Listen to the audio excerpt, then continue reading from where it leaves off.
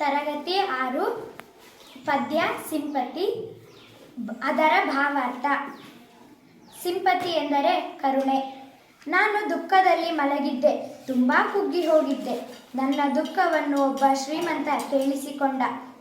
ಅವನ ನೋಟ ತಣ್ಣಗಿತ್ತು. ಅವನು ನನಗೆ ದುಡ್ಡು ಕೊಟ್ಟ. ಆದರೆ ಒಂದೂ ಕರುಣೆಯ ಮಾತನ್ನು ಅವನು ಆಡಲಿಲ್ಲ. ನನ್ನ ದುಃಖವೆಲ್ಲ ಕಳೆಯಿತು. ನಾನು ಅವನಿಗೆ ಮರಳಿಕೊಟ್ಟೆ. ನನಗೆ ಕೊಟ್ಟ ಹಣವನ್ನು ಅವನಿಗೆ ಮತ್ತೆ ಮರಳಿಕೊಟ್ಟೆ. ನಾನು ಅವನ ಮುಂದೆ ನೇರವಾಗಿ ನಿಂತು ಅವನಿಗೆ ಧನ್ಯವಾದ ಹೇಳಿದೆ. ನಾನು ಅವನ ದಯಾಗುಣಕ್ಕೆ ಹರಸಿದೆ. ನನಗೆ ಮತ್ತೆ ಬಡತನ ಬಂತು ಮತ್ತು ದುಃಖ ಹಾಗೂ ನೋವು ಆಯಿತು.